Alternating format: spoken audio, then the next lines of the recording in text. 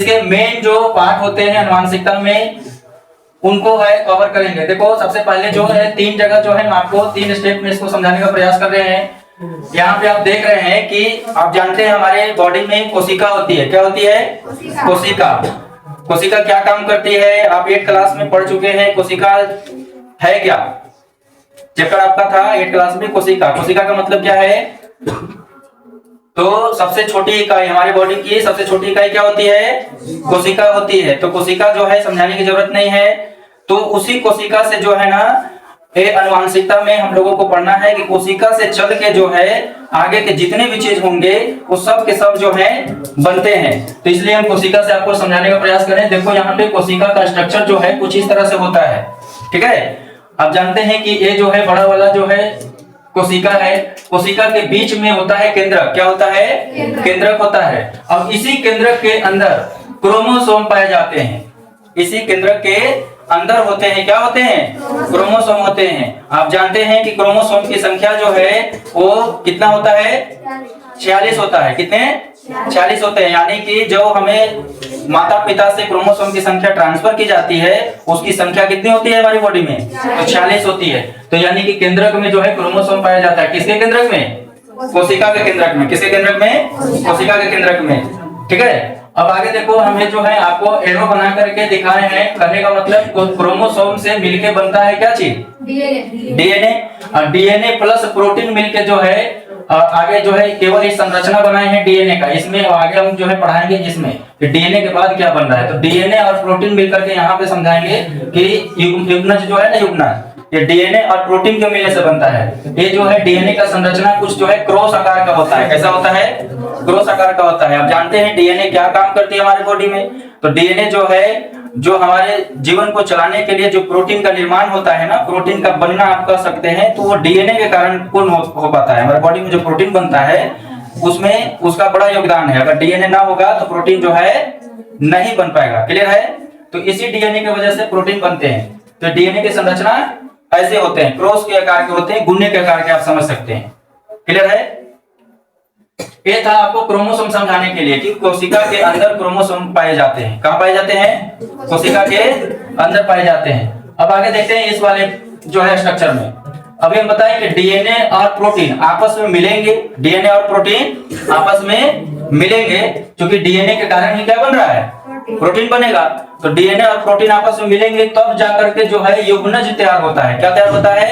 आपको जनन वाला चैप्टर में पढ़ाए थे कि रिप्रोडक्शन वाले में कि मेल हो या फीमेल हो दोनों के पास युग्मक होता है। क्या होता है? युग्मक। युग्मक मीन्स क्या? जो आप पढ़ते हो ना शुक्राणु, मेल में क्या पाया जाता है?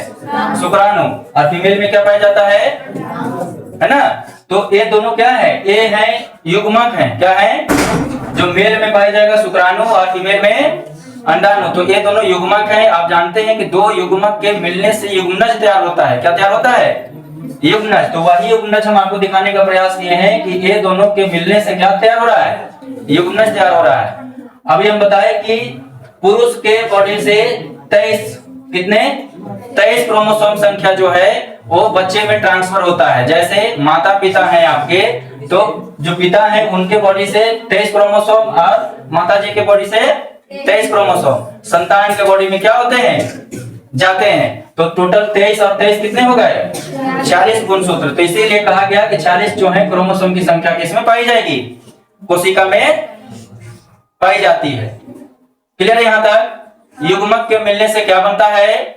युग्मनज बनता है। युग्मनज के बाद अब जो है भ्रूण तैयार होता है। भ्रूण का मतलब क्या है? जैसे आपस में जब युग्मक मिल जाते हैं तो युग्मनज जो है थोड़ा सा ग्रोथ करता है। क्या करता है? थोड़ा सा ग्रोथ करता है। भ्रूण का मतलब आप समझ सकते हैं कि मतलब बेबी बनने का प्रक्रिया स्टार्टिंग का दौर होता है जिसमें हल्का हल्का जो है ना डिजाइन आपको जो है महसूस होंगे।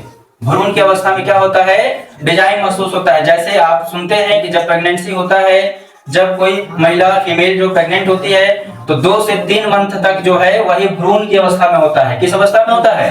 भ्रूण की अवस्था में होता है। कहने का मतलब वो जो कम टाइम वाले जो समय होते हैं ना उसमें पूर्ण रूप से बेबी जो है बना नहीं होता है। भ्रूण जो है ग्रोथ करने के बाद बेबी यानी संतान बनता है।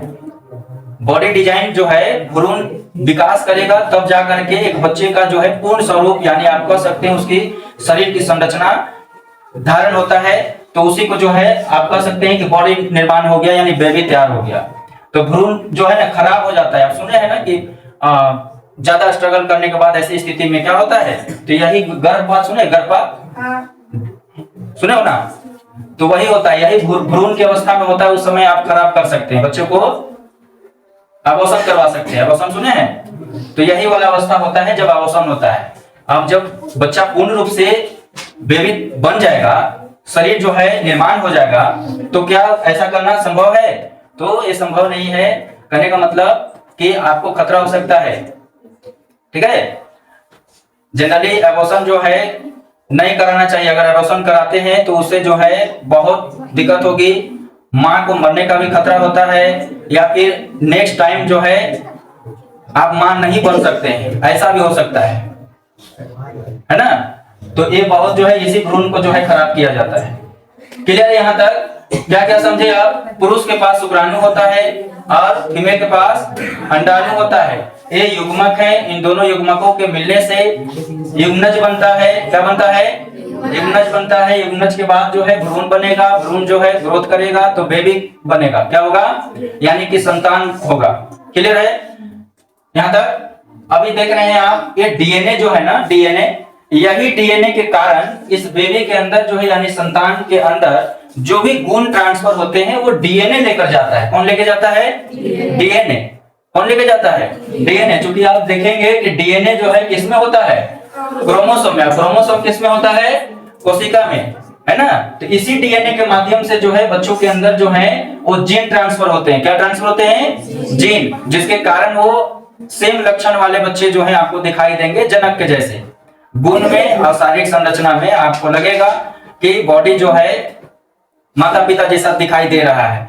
माँ जैसा हो सकता है आंख हो जाए, पिता जैसा कान हो जाए, ऐसे जो है विभिन्नता आप देखते हैं कि माँ जैसा आपको जो है दिखाई दे रहा है बच्चा, या पिता जैसा दिखाई दे रहा है। तो ये जीन के कारण हो रहा है। किसके कारण हो रहा है? जीन के कारण हो रहा है। यहां समझेंगे इस चीज को। आप देखिए 23 और 23 ट्रांसफर किए गए कितना? 46। कितना है टोटल?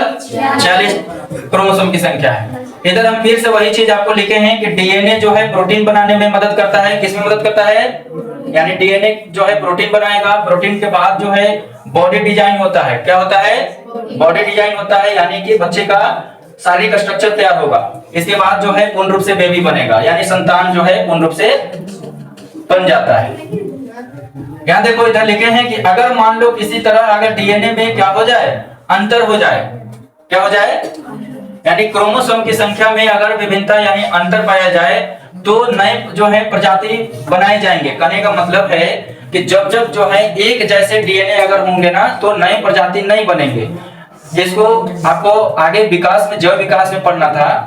कहने का तात्पर्य है कि जरा इमेजिन करो कि एक डॉग, कुत्ता जिस कलर का है, सपोज ब्लैक कलर का है, सपोज ब्लैक कलर का है, अगर उसका जो है रिलेशन अगर एक फीमेल कुत्ते के साथ अगर होता है तो क्या ब्लैक कलर का ही बच्चा पैदा होना चाहिए था? लेकिन वो जो है जिसके साथ रिलेशन बना रहा है वो जो है किसी और कलर का है। तो आपको जो है जब बच्चा होगा तो आप डिफरेंस देखते हैं कि ना ब्लैक होता है ना मान लो भूरा कलर का है फीमेल जो कुत्ता है, नहीं दोनों का कलर उसमें मैच नहीं करेगा। ये दोनों को मिला करके या फिर हो सकता है एक तीसरा कलर जो है पैदा हो जाए। उस बच्चे में आप देखते हैं डिफरेंस हो जाता है। क्या हो जाता है? डिफरेंस हो जाता है। कहने का तात्पर्य है कि अगर ये जो डिफरेंस अगर डीएनए के अंदर नहीं होगा तो जाहिर सी बात है कि नई प्रजाति नहीं बनेंगे, नई प्रजाति नहीं बनेंगे। आप किसी भी जीव में, जैसे इंसान ही है, इंसान में जरा देखो कि क्या एक जैसे सब शकल सूरत वाले लोग हैं या फिर एक कलर जैसे लोग हैं, एक हाइट के लोग हैं? नहीं है ना। हम आप जब जिस क्षेत्र में रह रहे हैं हमसे अलग जो है विदेश वाले दिखते हैं ना, दिखते हैं ना। कल को अगर विदेश वाले लोगों से अगर आप जो है शादी कर लेते हैं और उनसे संतान जो होंगे वो नए जनरेशन के होंगे, हमसे और आपसे क्या होंगे? थोड़ा सा अलग होंगे, जाहिर सी बात है।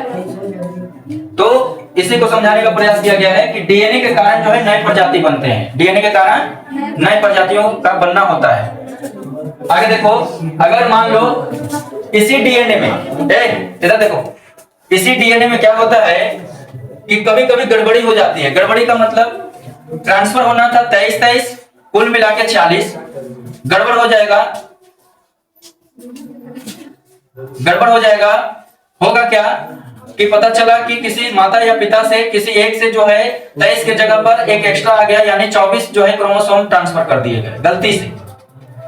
ठीक है, तो जब 24 अब 23 हो जाएगा तो कितना हो जाएगा, 47 हो जाएगा, यानी गलती से गड़बड़ी हो गया, एक का जो है बढ़ोतरी हो गई, बढ़ गया, 47 हो गया। या कभी ऐसा भी हो सकता है कि 23 की जगह पर 22 आ जाए। क्या हो जाए, 23 की जगह पर 22 आ जाए। तो उस स्थिति में आप देखते हैं कि विभिन्नता पाई जाती है। क्या पाई जाती है, विभिन्नता पाई जाती है। कहने का तात्पर्य विभिन्नता या विविधता शब्द का मतलब है असमानता। क्या होता है, असमानता। असमानता बोले तो जैसे एक क्रोमोसोम की संख्या में अगर गड़बड़ी हो जाए, ऊपर नीचे हो जाए, 46 से 47 हो जाए या 45 हो जाए, तो उस स्थिति में आप देखते हैं कोई कोई गाय जो होता है उसके एक्स्ट्रा जो पैर निकल जाते हैं। जानवर के देखे ना, एक्स्ट्रा टांग निकल जाते हैं, एक्स्ट्रा पैर हो जाते हैं। तो एक उदाहरण है एक क्रोमोसोम की गड़बड़ी के कारण। किसके कारण, समझ में आ गया, क्लियर है। ऐसे जीव को आप देखे हैं ना जिसका जो है 2-3 जो है टांग जो है कहीं बीच से निकल जाता है। ऐसे गायों को देखे होंगे आप, जो एक्स्ट्रा एक जो है पैर निकल जाता है किसी विशेष अंग से, तो एक क्रोमोसोम की गड़बड़ी के कारण हो रहा है। इंसानों में भी आप देखते हैं, इंसान में भी आप देखते हैं कि एक्स्ट्रा सर वाला जो है व्यक्ति हो जाता है। तो क्या उसके माता पिता एक्स्ट्रा सर वाले होंगे? ज्वाइंट देखते हैं ना कि एक ही बॉडी के अंदर 2 सर होते हैं, एक ही बॉडी के अंदर 2 सर होते हैं। कभी कभी आप देखते हैं कि मतलब कोई विशेष अंग जो है एक्स्ट्रा वाला अंग जो है आ गया है। हाथों का उंगली देखते हैं कि 5 से 6 हो गया, 7 हो गया, होता है ना। तो ये सब क्या पिता के पास था? नहीं था। लेकिन हो सकता है कि गड़बड़ी, क्रोमोसोम की गड़बड़ी के कारण ऐसा चेंजेज संभव है, ऐसा चेंजेज संभव है। क्लियर है, क्लियर है यहाँ तक। तो एक किसके कारण हो रहा है, तो क्रोमोसोम की संख्या में गड़बड़ी होने के कारण ऐसा होता है। जीवों में आप देखते हैं क्रोमोसोम की गड़बड़ी के कारण ऐसी बॉडी संरचना हो जाती है। क्लियर है यहाँ तक। देखिए मानव में लिंग निर्धारण अभी जो है समझेंगे। मानव में लिंग निर्धारण के लिए सबसे पहले आपको बता दें कि 2 तरह के जो हैं जनन होते हैं, एक लैंगिक जनन और दूसरा अलैंगिक जनन। आपको बता दें कि जो है जैव विकास केवल लैंगिक में होता है। किसमें होता है जैव विकास? केवल लैंगिक में होता है। जैव विकास किसमें संभव है? तो केवल लैंगिक में, अलैंगिक में नहीं होता है। तो हम लैंगिक हैं या अलैंगिक हैं? हम लोग क्या है, लैंगिक या अलैंगिक? लैंगिक में ना, तो अलैंगिक में जैव विकास संभव है, इसी में होगा, अलैंगिक में नहीं होता है। क्लियर है। तो इसी में हम लोगों को पढ़ना है मानव में लिंग निर्धारण कैसे होगा। तो अभी आपको बताया कि पुरुष के पास क्रोमोसोम की संख्या कितनी, 46, फीमेल में कितना होता है, 46। ट्रांसफर कितने किए जा रहे हैं, तो पुरुष से यानी मेल से 23 और फीमेल से 23। लेकिन आपको बता दें कि टोटल क्रोमोसोम की संख्या अगर देखा जाए तो कितना होता है, 46 इसके पास और 46 इसके पास, कितने होंगे, 92 ना, 92 होते हैं। कितने क्रोमोसोम की संख्या होती है, 92 होता है। लेकिन जो है हमारे बॉडी में जो दिए जाते हैं, हमारे बॉडी में यानी जनक से जो ट्रांसफर होते हैं उसकी संख्या कितनी होती है, 46 होती है। कितनी होती है, 46, क्योंकि ये जो है 23 पिता से और 23 माता से मिलता है ना। क्लियर। तो हाँ, अगर जोड़ा में पूछेगा कि क्रोमोसोम की संख्या जोड़े में कितना होगा, तो 23 जोड़ा। कितना, 23 जोड़ा। 23 जोड़ा करने का मतलब 46 ही हुआ ना। तो एग्जाम में पूछा जाता है कि कितने जोड़े क्रोमोसोम जो है मानव के बॉडी में होते हैं, तो आपको बताना है 23 जोड़ा ट्रांसफर होता है। कितना, 23 जोड़ा, यानी कि 46। कुल कितने, 46 क्रोमोसोम की संख्या हो जाएगी। क्लियर है। अब थोड़ा सा जो है यहाँ पे चैलेंज का बात है कि मानव में जो बच्चों का लिंग निर्धारण होगा वो मेल होगा या फीमेल होगा। कैसे समझेंगे कि मेल होगा और कैसे समझेंगे कि फीमेल होगा। मेल के पास कितने क्रोमोसोम हैं, 46 है। फीमेल के पास कितने क्रोमोसोम की संख्या है, 46 है। आप जानते हैं कि मेल के पास में 40 और फीमेल के बॉडी में भी 40 है। अब आगे देखते हैं। देखो जब इनके पास मेल वाले जो होते हैं उनके पास जो है क्रोमोसोम XY होता है, गुणसूत्र होता है। XY और XX जो आप लिखा हुआ देख रहे हैं ना, एक गुणसूत्र है। क्या है, गुणसूत्र है। इसी के कारण जो है बच्चा मेल होगा या फीमेल होगा ये निर्धारण होता है। क्लियर है। इसी गुणसूत्र के कारण जो है पता चलता है कि बच्चा जो है मेल होगा या फीमेल होगा। तो दोनों में जो है 46-46 गुणसूत्र हैं। तो अब आगे जो है समझना है कि आखिर क्या ऐसा होता है कि बच्चा जो है समझेंगे कि मेल हो जाएगा और क्या ऐसा होगा कि फीमेल हो जाएगा। तो अभी आपको बता दें कि जब डिफरेंट होंगे यानी एक्स वाई, क्या होंगे, एक्स वाई डिफरेंट जो है गुणसूत्र मैच करते हैं तो बच्चा जो है वो मेल होगा। क्या होगा, मेल होगा यानी नर होगा। क्या होगा, नर होगा। अगर जो है सेम यानी एक्स एक्स मिल गए, क्या मिल गए, एक्स एक्स, तो जो है फीमेल होगा। संतान कैसा होगा, फीमेल होगा यानी कि मादा। क्लियर है। अलग अलग है तो नर, एक जैसा एक्स एक्स है तो मादा। क्लियर है यहाँ तक। एक गुणसूत्र मिलने के आधार पर, किसके आधार पर होता है, गुणसूत्र के मिलने के आधार पर होता है। लेकिन अब चैलेंज हमारे पास ये है कि कब समझेंगे कि जो है पिता के पास से कौन सा गुणसूत्र ट्रांसफर किया जा रहा है, माता से कौन सा गुणसूत्र ट्रांसफर किया जा रहा है। तो इसी के लिए हम लिखे हैं, जरा देखो ध्यान से। टोटल गुणसूत्रों की संख्या कितनी, 46, जिसमें जो है क्रोमोसोम जो होता है ना वो 44 होते हैं और 2 जो होते हैं वो लिंग गुणसूत्र होते हैं। कितने, 2 जो होते हैं वो क्या होते हैं, लिंग गुणसूत्र। यानी कि 44 और एक अवयवी मिला के 2 होगा ना, तो ये दोनों मिला करके अवयव मिला करके टोटल कितने हो गए, 40 हो गए। क्लियर है। चाहे वो मेल रहा हो या फीमेल रहा हो, दोनों के बॉडी में 44 के अलावे जो है 2 गुणसूत्र पाए जाते हैं। क्या पाए जाएंगे, 2 गुणसूत्र। 2 यानी कि क्रोमोसोम ऐसे होंगे जो तय करेंगे कि बच्चा क्या होने वाला है, नर होगा या मादा होगा। तो नर के पास जो है यानी कि मेल वाले के पास एक्स वाई गुणसूत्र होते हैं, लिंग गुणसूत्र, और फीमेल के पास क्या होता है, एक्स एक्स होता है। क्या होता है फीमेल में, एक्स एक्स होता है।